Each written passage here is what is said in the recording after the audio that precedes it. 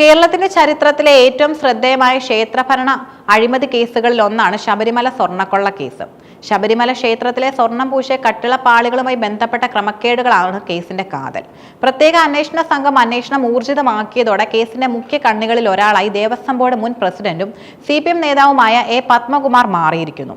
അദ്ദേഹത്തെ അറസ്റ്റ് ചെയ്യാനുള്ള നീക്കങ്ങൾ സജീവമായതോടെ ഈ കേസ് നിയമപരമായ ഒരു വിഷയം എന്നതിലുപരി സംസ്ഥാന രാഷ്ട്രീയത്തിൽ വലിയ കൊടുങ്കാറ്റ് അഴിച്ചുവിടാനുള്ള സാധ്യതയുമുണ്ട്. ക്ഷേത്രഭരണത്തിലെ ഉന്നത സ്ഥാനീയർ എങ്ങനെയാണ് അഴിമതിക്ക് കൂട്ടുനിന്നതെന്നും ഈ നടപടി പൊതുസമൂഹത്തിലും വിശ്വാസികളിലും ഉണ്ടാക്കുന്ന പ്രത്യാഘാതങ്ങൾ എന്തായിരിക്കുമെന്നും ഈ കേസ് വെളിപ്പെടുത്തുന്നു. ശബരിമലയിലെ സ്വർണം പൂശിയ കട്ടിളപ്പാളി മാറ്റി സ്ഥാപിച്ചതുമായി ബന്ധപ്പെട്ടാണ് കേസിന്റെ തുടക്കം. പഴയ കട്ടിളപ്പാളി നീക്കം ചെയ്യുകയും അതിൽ അടങ്ങിയിരിക്കുന്ന സ്വർണം കണക്കിൽപ്പെടാതെ കടത്തിക്കൊണ്ട് പോവുകയും ചെയ്തു എന്നതാണ് പ്രധാന ആരോപണം. അഴിമതിയുടെ കേന്ദ്രബിന്ദു ഈ കട്ടിളപ്പാളികൾ സംബന്ധിച്ച ദേവസ്വം ബോർഡ് മേഖലയിലെ തിരിമറിയാണ്. യഥാർത്ഥത്തിൽ സ്വർണം പൂശിയ ലോഹമായിരുന്നിട്ടും ഇത് വെറു ചെമ്പ് മാത്രമായി രേഖകളിൽ മാറ്റി എഴുതി. ഇത് തിരിമറിയിലൂടെ സ്വർണത്തിന്റെ യഥാർത്ഥ മൂല്യം മറച്ചുവെക്കുകയും അത് പുറത്തേക്ക് കടത്താൻ സൗകര്യം ഒരുക്കുകയും ചെയ്തു. പത്മകുമാർ ദേവസ്വം ബോർഡ് പ്രസിഡന്റായിരുന്ന 2019-20 കാലഘട്ടത്തിലാണ് ഈ ക്രമക്കേടുകൾ നടന്നതെന്നാണ് SITയുടെ കണ്ടെത്തൽ. ഇതേ കാലയളവിൽ ബോർഡ് കമ്മീഷണറായിരുന്ന N. വാസു ഈ നടപടികൾക്ക് കൂട്ടുനിന്നുവെന്നും ആരോപണമുണ്ട്. കേസിലെ പ്രധാന പ്രതികളിൽ ഒരാളാണ് ഉണ്ണികൃഷ്ണൻ പോറ്റി.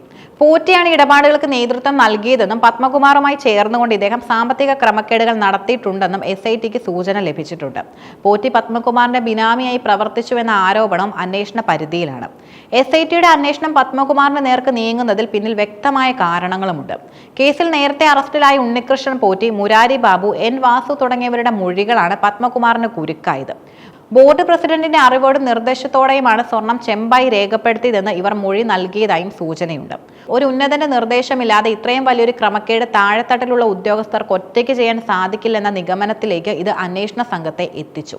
ദേവസ്വം ബോർഡ് ആസ്ഥാനത്ത് നിന്നും പിരിച്ചെടുത്ത 2019 ബോർഡ് മിനിറ്റ്സ് രേഖകൾ SIT പരിശോധനയ്ക്ക് വിധേയമാക്കി. ഈ രേഖകളിൽ ചെമ്പെന്ന് രേഖപ്പെടുത്താൻ ബോർഡ് തലത്തിൽ തീരുമാനമുണ്ടായതിന്റെ സൂചനകളും ലഭിച്ചിട്ടുണ്ട്. പത്മകുമാർ ഉൾപ്പെടെയുള്ള ബോർഡ് അംഗങ്ങൾ ഈ നടപടികൾ ബോധപൂർവം പങ്കാളികളായി എന്നും അവർ മിനിറ്റ്സിൽ ഒപ്പിട്ട് ഈ അഴിമതിക്ക് നിയമപരമായി സാധുത നൽകാൻ ശ്രമിച്ചുവെന്നും SIT കണ്ടെത്തുന്നു. ബോർഡ് അംഗമായിരുന്ന ശങ്കർദാസ് ഉൾപ്പെടെയുള്ളവരുടെ പങ്കും അന്വേഷണ പരിധിയിലാണ്. പത്മകുമാറും ഉണ്ണികൃഷ്ണൻ പോറ്റിയും തമ്മിലുള്ള അനധികൃത സാമ്പത്തിക ഇടപാടുകളെക്കുറിച്ചും SITക്ക് തെളിവുകൾ ലഭിച്ചിട്ടുണ്ട്.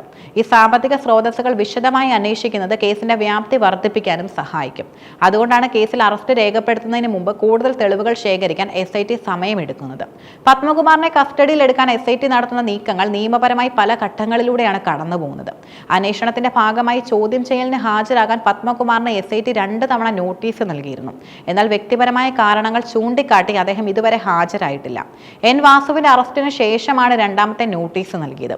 നോട്ടീസിനോട് പ്രതികരിക്കാത്ത സാഹചര്യത്തിൽ പുതിയതും ശക്തവുമായ നോട്ടീസ് നൽകാൻ SIT തീരുമാനിച്ചിരിക്കുകയാണ്. ഈ നോട്ടീസിനും പത്മകുമാർ വഴങ്ങാതിരുന്നാൽ കേസിന്റെ സ്വഭാവവും തെളിവുകളും ബലവും കണക്കിലെടുത്ത് അദ്ദേഹത്തെ കസ്റ്റഡിയിലെടുക്കാൻ തന്നെയാണ് അന്വേഷണ സംഘത്തിന്റെ തീരുമാനം.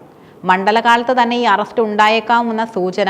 അറസ്റ്റിലായ മുൻ ദേവസ്വം കമ്മീഷണർ N. വാസുവിനെ കൂടുതൽ ചോദ്യം ചെയ്യലിന് കസ്റ്റഡിയിൽ വാങ്ങാൻ SIT ഉടൻ കോടതിയിൽ അപേക്ഷ സമർപ്പിക്കും. സ്വർണം ചെമ്പായി രേഖപ്പെടുത്തിയതിലുള്ള അദ്ദേഹത്തിന്റെ നേരിട്ടുള്ള പങ്ക് വ്യക്തമാക്കിയതിനാൽ വാസുവുമായി ബന്ധിപ്പിച്ചുള്ള കൂടുതൽ വിവരങ്ങൾ പത്മകുമാറിലേക്ക് എത്താൻ സാധ്യതയുണ്ട്. ഈ കേസ് CPM നേതാവിനെതിരെ തിരിഞ്ഞതോടെ ഇതിന് ശക്തമായ രാഷ്ട്രീയ മാനങ്ങൾ കൈവന്നിരിക്കുന്നു. A. പത്മകുമാർ CPM സംസ്ഥാന സമിതി അംഗമാണ്.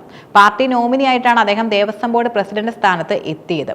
ശബരിമല പോലുള്ള ഒരു പ്രധാന വിഷയത്തിൽ പാർട്ടിയിലെ ഉന്നതനായ ഒരു നേതാവ് അഴിമതി ആരോപണത്തിൽ അറസ്റ്റിലാകുന്നത് CPMനും സംസ്ഥാന സർക്കാരിനും കടുത്ത തിരിച്ചടിയാകും. പ്രതിപക്ഷ പാർട്ടികൾ ഈ വിഷയത്തെ സർക്കാരിനെതിരെയും CPMനെതിരെയും ശക്തമായി ഉപയോഗിക്കും. ക്ഷേത്രഭരണത്തിലെ സുതാര്യതയില്ലായ്മ, നേതാക്കളുടെ അവിഹിത സമ്പാദ്യം തുടങ്ങിയ വിഷയങ്ങൾ ഉയർത്തിക്കാട്ടി രാഷ്ട്രീയ പ്രക്ഷോഭങ്ങൾക്ക് ഇത് വഴിയൊരുക്കും. ശബരിമലയിലെ യുവതി പ്രവേശനം പോലുള്ള വിഷയങ്ങളിൽ വിശ്വാസികൾക്കിടയിൽ CPMനോട് അതൃപ്തി നിലനിൽക്കുന്ന സാഹചര്യത്തിൽ ഈ കേസ് പ്രതിച്ഛായ കൂടുതൽ മോശമാക്കാനുള്ള സാധ്യതയുമുണ്ട്. ഹിന്ദു ആരാധനാലയങ്ങളുടെ ഭരണം നിർവഹിക്കുന്ന ദേവസ്വം ബോർഡിന്റെ തലപ്പത്തിരുന്ന വ്യക്തി തന്നെ അഴിമതി കേസിൽ പ്രതിയാകുന്നത് ബോർഡിന്റെ വിശ്വസ്തതയെ തകർക്കും. ക്ഷേത്ര സ്വത്തുക്കളുടെ സംരക്ഷണത്തിലും നടത്തിപ്പിലും കൂടുതൽ സുതാര്യതയും കർശനമായ നിയമ നടപടികളും വേണമെന്ന ആവശ്യം ഇത് ശക്തമാക്കും. ഈ കേസ് ഉയർത്തിക്കാട്ടുന്ന ഏറ്റവും പ്രധാനപ്പെട്ട ചോദ്യം ദേവസ്വം ബോർഡ് ഭരണത്തിലെ സുതാര്യതയില്ലായ്മയാണ്. ഉന്നത ഉദ്യോഗസ്ഥരും രാഷ്ട്രീയ നിയമനം ലഭിച്ചവരും തങ്ങളുടെ അധികാരം ഉപയോഗിച്ച് ക്ഷേത്ര സ്വത്തുക്കൾ ദുരുപയോഗം ചെയ്തു എന്നതിന്റെ സൂചനയാണിത്. ക്ഷേത്ര വസ്തുക്കളുടെ കൃത്യമായ ഓഡിറ്റിംഗിന്റെയും മൂല്യനിർണ്ണയത്തിന്റെയും അഭാവമാണ് ഇത്തരം തട്ടിപ്പുകൾക്ക് കാരണം. ബോർഡിനുള്ളിൽ തന്നെ അഴിമതികൾ തടയാനുള്ള ശക്തമായ ആഭ്യന്തര നിയന്ത്രണ സംവിധാനങ്ങൾ നിലവിലില്ലായിരുന്നുവെന്നും ഈ സംഭവം തെളിയിക്കുന്നു. ശബരിമല സ്വർണ്ണക്കൊള്ള കേസിലെ പത്മകുമാറിന് നേരെയുള്ള SITയുടെ നീക്കം നിയമ നടപടികളുടെ അവസാന ഘട്ടത്തിലേക്കാണ് വിരൽ ചൂണ്ടുന്നത്. കേസിൽ അറസ്റ്റിലായവരുടെ മൊഴികളും മിനിറ്റ്സ് രേഖകളുടെ തെളിവുകളും പത്മകുമാറിനെതിരാണ്. ഈ അറസ്റ്റ് സംഭവിക്കുകയാണെങ്കിൽ അത് കേസിന്റെ ദിശ മാറ്റുകയും കേരള രാഷ്ട്രീയത്തിൽ പുതിയ വിവാദങ്ങൾക്ക് തിരികൊളുത്തുകയും ചെയ്യും. ഈ കേസ് ക്ഷേത്ര ഭരണ നിർവഹണത്തിൽ സുതാര്യതയും സത്യസന്ധതയും ഉറപ്പാക്കേണ്ടതിന്റെ അനിവാര്യത എടുത്തു കാണിക്കുന്നു. നീതിയുടെ ഈ നിർണായക ഘട്ടം ശബരിമലയുടെ വിശുദ്ധിയും ഭരണപരമായ ധാർമ്മികതയും വീണ്ടെടുക്കുന്നതിനുള്ള ഒരു അവസരമായി മാറും എന്നതാണ് ഇനി കണ്ടറിയേണ്ടത്.